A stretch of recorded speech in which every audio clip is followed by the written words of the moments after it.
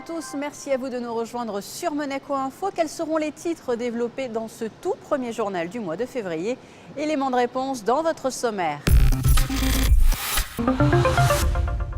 Dernière répétition du festival New Generation. Le rendez-vous de l'association monégasque des activités financières avec le gouverneur de la Banque de France.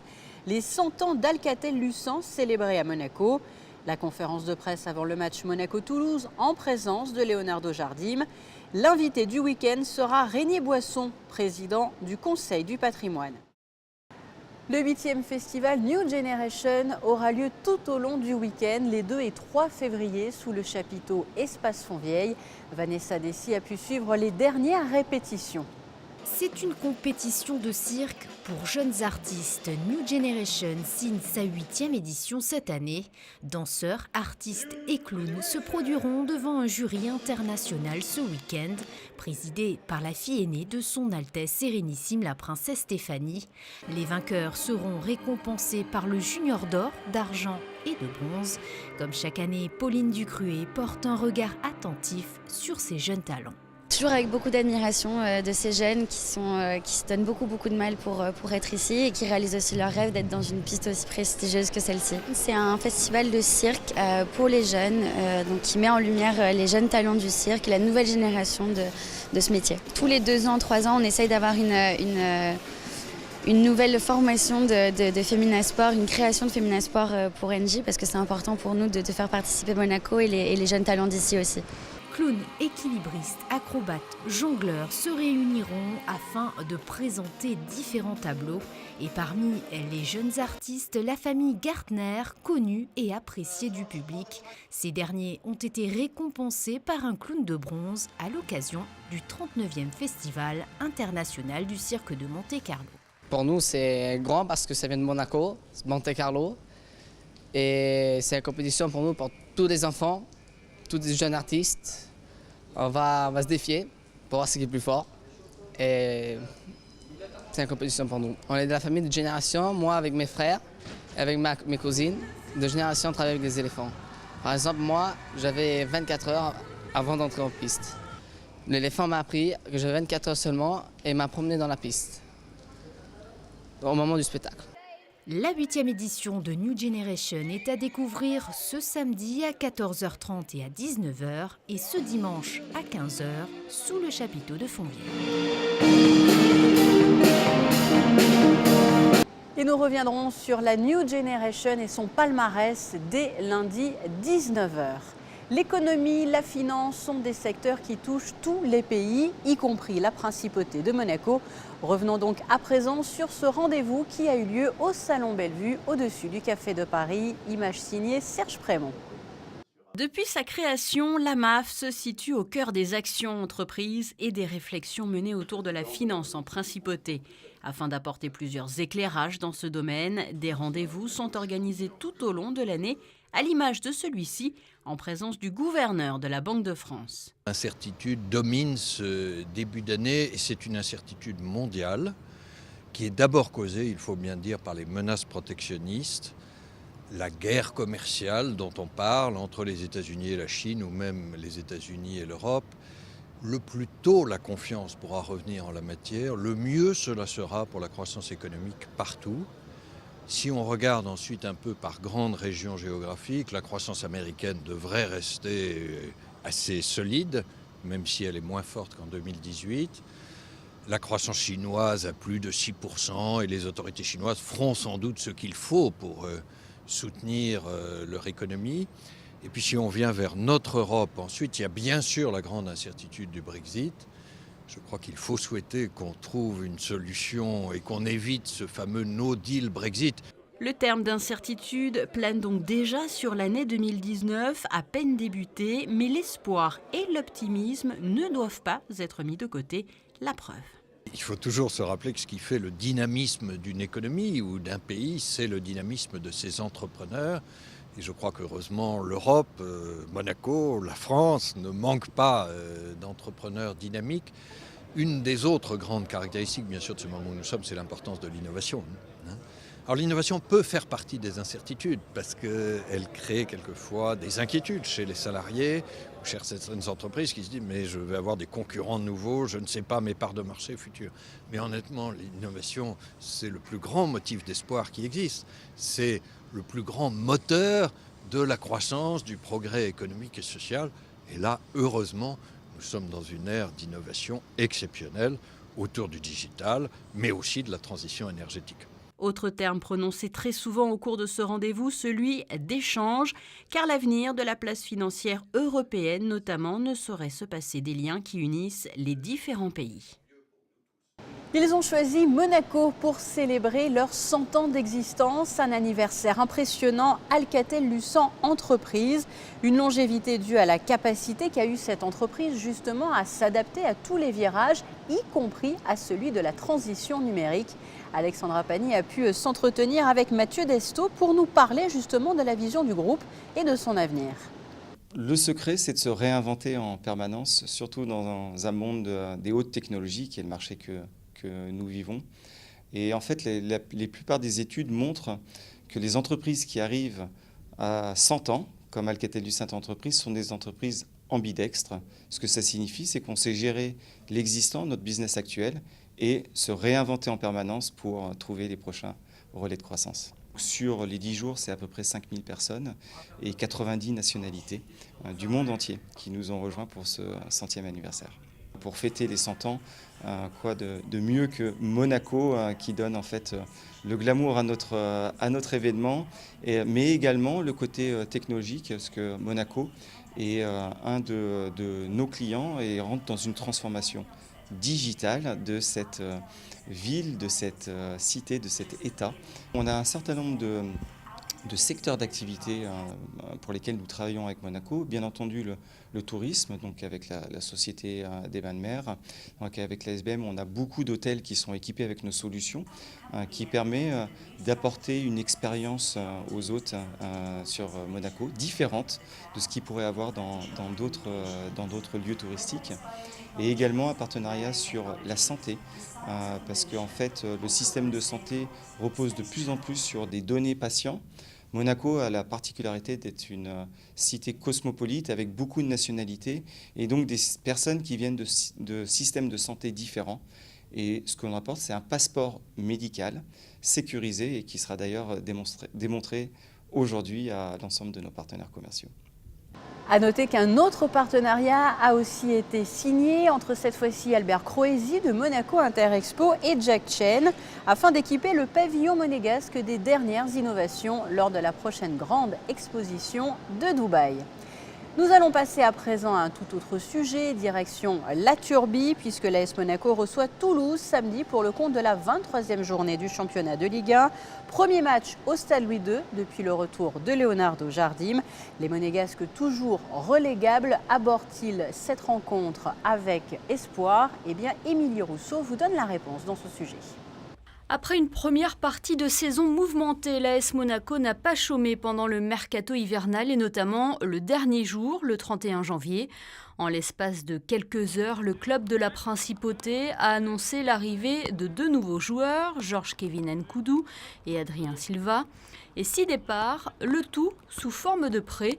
Un groupe de joueurs qui s'ajoutent aux nouvelles recrues comme Fabregas ou Gelson Martins afin d'améliorer la qualité de l'équipe et apporter plus de solutions dans l'objectif maintien. Nous avons besoin de gagner des matchs, faire des points pour réussir l'objectif.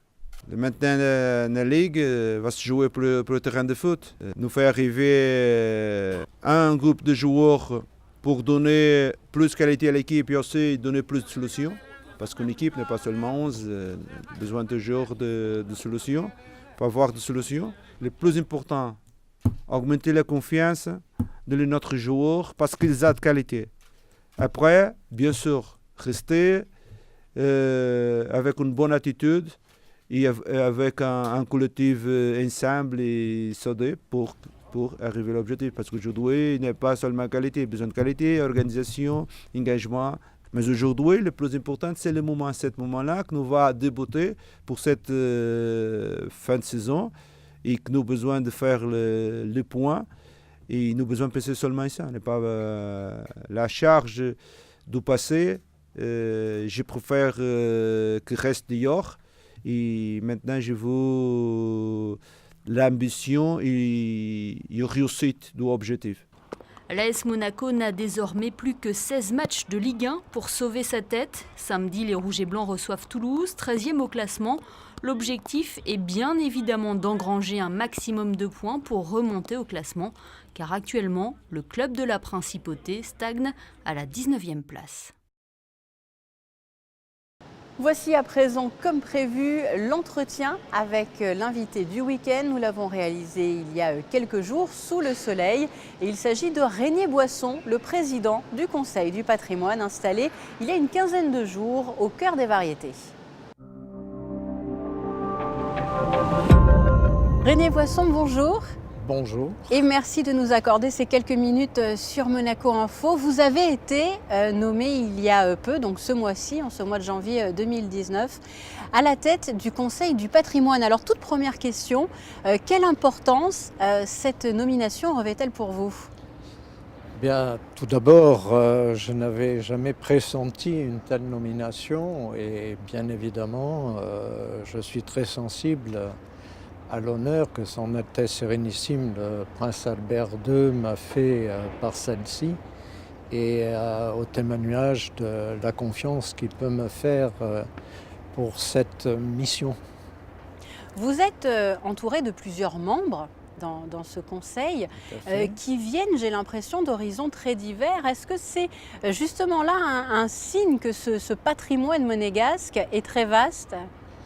Alors, je pense que cela vient en fait également de l'étendue de la notion de patrimoine, parce que dans l'esprit aujourd'hui, le patrimoine de façon classique, c'est l'immobilier, c'est de la sculpture.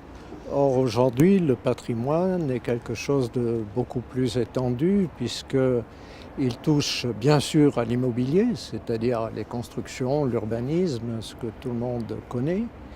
Il touche à l'immobilier, c'est-à-dire tout ce qui peut être les œuvres, les sculptures, l'art littérature, les éléments d'archéologie, et donc tout ce qui est mobilier.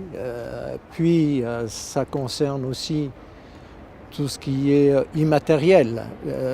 Tout ce qui est immatériel, nous sommes aujourd'hui de quelques jours, je ne dis même pas quelques jours, une journée après la Sainte Dévote. Ouais. La Sainte Dévote est une fête, c'est donc un des éléments immatériels du patrimoine de la Principauté, avec tout ce qui peut être les usages, les habitudes, les fêtes, qui sont une des parties de notre héritage. Nous sommes ici au cœur du Jardin Exotique. On remercie d'ailleurs les équipes de la mairie et du Jardin Exotique de nous accueillir ici. Est-ce que, moi de même. Justement, on peut parler de patrimoine naturel aussi ?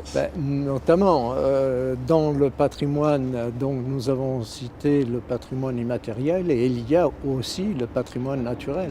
Le patrimoine naturel, c'est en effet tout ce qui peut être le milieu, les espèces. Nous avons là de très belles espèces botaniques et ça fait également partie du patrimoine de la Principauté. Évoquons peut-être à présent les missions justement de ce Conseil du patrimoine. Quelles sont-elles ? Alors les missions du patrimoine, du Conseil du patrimoine, d'abord il faut voir que le Conseil du patrimoine, c'est un élément qui est transversal par rapport à ce que peuvent être déjà les différents services de l'État. Il était important, semble-t-il, qu'il y ait une réflexion auprès du ministre d'État sur tout ce qui peut être la recherche, la défense, la promotion du patrimoine de la Principauté de Monaco. Et c'est en cela que le Conseil du patrimoine a été institué. Les missions essentielles sont, sur le plan législatif, de se prononcer sur tous les textes qui pourraient être établis concernant le patrimoine. également sur tout ce qui pourrait être les points réglementaires, c'est-à-dire l'organisation des différents éléments concernant le patrimoine. Je pense par exemple à des textes réglementaires sur l'urbanisme ou la construction, protection de sites, etc. C'est également des réflexions et des avis à donner. Alors là, c'est beaucoup plus délicat parce qu'on a eu quelques moments un petit peu difficultueux sur le plan local, sur la démolition de certains ouvrages, savoir quelle était leur importance au niveau du patrimoine, de leur transmission par rapport à l'équilibre à faire avec bien sûr l'économie de la principauté. Et puis aussi voir que le patrimoine, ce n'est pas simplement le patrimoine actuel, mais ça pourrait être aussi le patrimoine de demain et que nous devons transmettre à nos enfants. Donc voilà un certain nombre de missions qui sont données au Conseil du patrimoine. Missions qui sont donc assez nombreuses. Est-ce que vous avez, j'allais dire aussi en quelque sorte, une obligation en termes de calendrier ? Alors, au niveau du calendrier, l'obligation pour le moment dans les textes est un élément qui est simplement faire un rapport annuel au ministre d'État. Par contre, bien évidemment, dans le cadre de nos missions, notamment les contrôles des inventaires, les avis sur les réhabilitations, remises en état de certaines œuvres, etc., tout cela implique qu'il y ait une continuité de notre activité. Donc, a priori, nous avons arrêté des réunions trimestrielles, indépendamment des échanges qui pourront être faits avec les différents membres, qu'ils soient locaux ou qu'ils soient à l'extérieur de la principauté. Vous avez un peu plus tôt dans cet entretien parlé du Monaco de demain. Est-ce que vous-même, Monsieur Boisson, et même plus largement les membres du Conseil, avez le sentiment aussi aujourd'hui de travailler peut-être pour les générations futures de la Principauté en protégeant et en préservant tout ce beau patrimoine que vous avez évoqué ? Alors, si vous voulez, je pense que le patrimoine, ce n'est pas un repli sur le passé. Je l'ai dit dans la réunion la dernière fois, c'est aussi un élément qui est tourné vers l'avenir. Parce que les villes d'aujourd'hui se sont construites sur les villes d'hier. Il suffit de regarder une capitale, Rome par exemple, et les différents étages pour ne nommer qu'elle, ou différents, comment dirais-je, éléments archéologiques qui sont en train d'être sortis à travers le monde. Donc fait partie aussi de la réflexion, et c'est peut-être celle qui est pas la plus délicate, mais pas facile, c'est d'essayer de déterminer ce qui pourrait être le patrimoine de demain et que nous devons aussi préserver et aider à ce que les générations futures puissent les apprécier. René Boisson, merci beaucoup. Je rappelle que vous êtes donc le président du Conseil du patrimoine, un sujet que l'on va bien sûr être amené à évoquer à plusieurs reprises sur Monaco Info au fil des mois et au fil des années futures. Et je remercie une nouvelle fois encore le Jardin Exotique qui nous a accueillis pour cet entretien. Tout à fait. Je vous remercie en tout cas de l'intérêt également que vous portez au Conseil du patrimoine et à tout ce qui est le nerf, la base de notre identité. Merci. Merci beaucoup. Voilà donc pour cet entretien avec notre invité du week-end. Passons à présent à vos prévisions météo. Samedi, la journée sera généralement nuageuse. Des orages et des averses sont à prévoir, mais difficile de dire quand avec exactitude. Le temps est assez instable, il fera de 7 à 10 degrés. Dimanche, de la pluie, probablement le matin, avec une accalmie dans l'après-midi, même si la journée reste globalement nuageuse, comptez de 7 à 12 degrés. Lundi, la journée sera principalement ensoleillée avec des nuages, ça et là. Les températures varieront de 7 à 13 degrés. Mardi et mercredi, le soleil sera bien présent, il fera environ de 7 à 15 degrés. Et enfin jeudi, une journée entre nuages et soleil.